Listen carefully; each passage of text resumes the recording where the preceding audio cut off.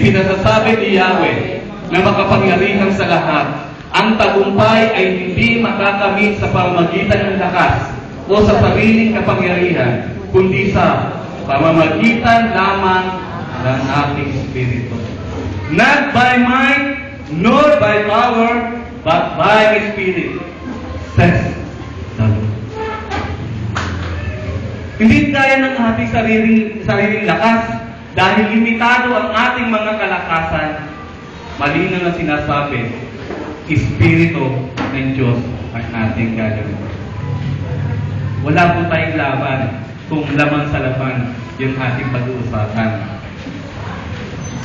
Kapagkat ang mga Philistine, iyon ang ginagawa nila to invade dahil meron silang malaking sundalo na pwedeng sumakop. Ano po?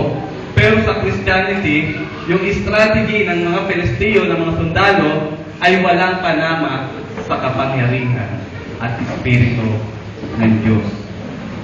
Minsan, ang ating buhay ay napupuno ng mga alalahanin. Ano po? Minsan, ang ating buhay ay tumitingin kung ano yung pwedeng gawin natin sa ating hinaharap. Yung gusto nating mangyari sa ating hinaharap. Ano po? Kung ano yung mangyayari sa kasalukuyan. Minsan, na-involve tayo sa mga bagay socially, no? Athletically, at minsan napupuno tayo ng alalahanin financially. Ang ating kaisipan dapat po ay alisin, talunin ang mga alalahanin, ang mga higante sa ating buhay.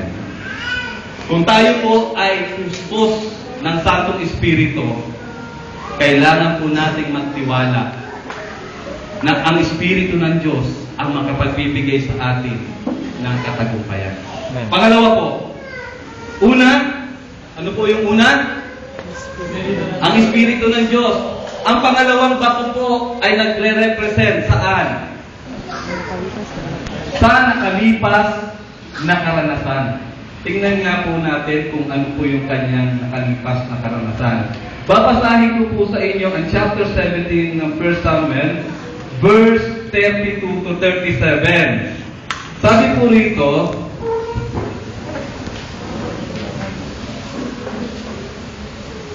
pagdating kay Saul, sinabi ni David, hindi po tayo dapat masiraan ng loob dahil lang sa Pilisteo yun. Ako po ang lalaban sa kanya. Sinabi ni Saul, hindi mo kaya ang Pilisteo yun. Batang-bata ka pa. Samantalang siya ay isang mahusay na mandirigma mula pa sa kanyang kabataan. Ngunit sinabi ni David kay Saul, ako po ang nag-aalaga sa kawan ng aking ama. Kapag ang isa sa mga tupang inaalagaan ko ay tinatangay ng leon o oso, hinahabol ko po ito at inaagaw ang tupa kapag hinarap ako ng leon o ng oso. Hinahawakan ko ito sa panga at pinapatay at nakapatay na po ako ng mga leon at mga oso. Isasama ko po sa mga ito ang Pilisteyong iyon sapagkat ang nilalait niya ay ang hukbo ng Diyos na buhay. Idinuntong pa ni David, ililigtas ako ni Yahweh mula sa mga mababangis na leon at ng mga oso. Ililigtas din niya ako sa kamay ng Pilisteo. Tingnan po natin, gaano po ba kabangis yung literal na leon? Tingnan po natin yung screen. Ayan po, yung leon na sumugap sa mga tao. Ilang beses na po yung pinagbabaril. Ano po? Pero malakas pa rin yung leon. Sumusunggap pa rin sa tao. Yan po yung literal. Tingnan naman po natin yung oso. Yung bear. Okay?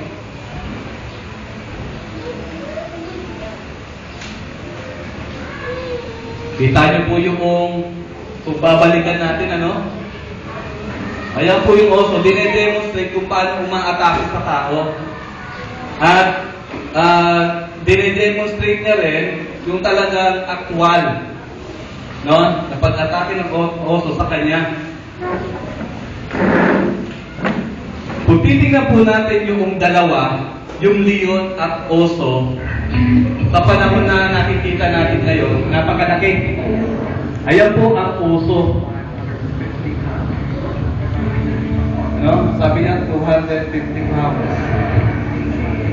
Ang bigat ng oso. At halos kasi laki po siya ng tao na malaki na. Ayan na po yung kanyang pagkatake. Kita niyo po yung oso, malaki pa sa tao?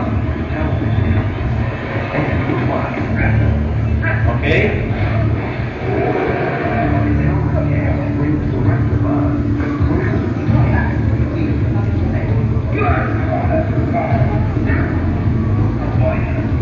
What's that feel like?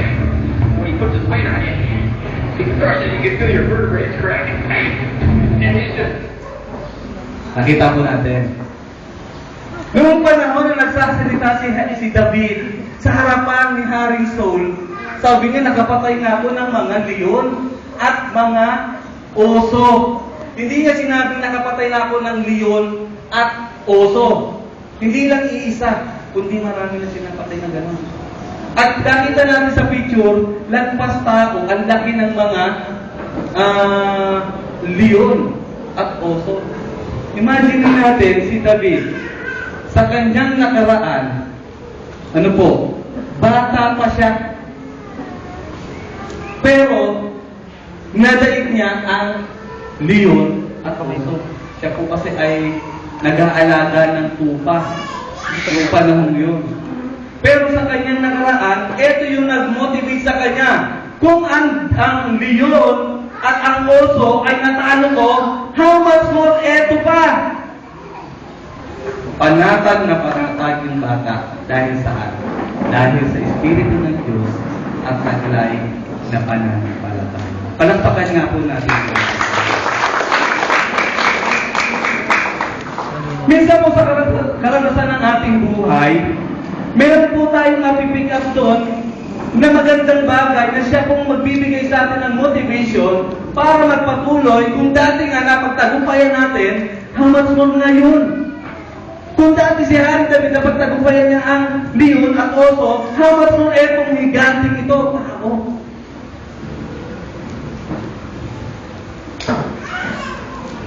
Alam niyo po, meron po apat na bagay kung ano po yung important things sa success na na-accomplish ni David. Una po, napatunayan ni David ang kapangyarihan ng Diyos sa mga nakalipas sa kanyang buhay. Amen po ba? Marami na po tayong beses na patunayan na kumilos ang Diyos at na nagupay tayo sa ating buhay. Amen po? Minsan nakakalimutan natin yun. Nakakalimutan natin victory. Pangalawa, alam ni David na ang kanyang katagumpayan ay hindi dahil sa kanyang lakas, kundi dahil sa kapangyarihan ng Diyos. At alam niya na ang tagumpay ay ibibigay sa kanya. Pangatlo, noong panahon ng ating Panginoon, hinarap niya si Satan sa krus ng Kalbaryo. Ano po? Pero hindi po yun ang unang pagkakataon na nagumpay si Jesus Christ. Marami pong beses si Jesus Christ ay nanagumpay. Doon pa lamang po sa chapter 4 ng Matthew. So, kung si David na nagumpay at meron sa Espiritu ng Panginoon at ang ating pinaglilingkuran sa umagang ito ay ang ating Panginoon Kristo na nagumpay na laban sa kaaway, sino tayo ngayon?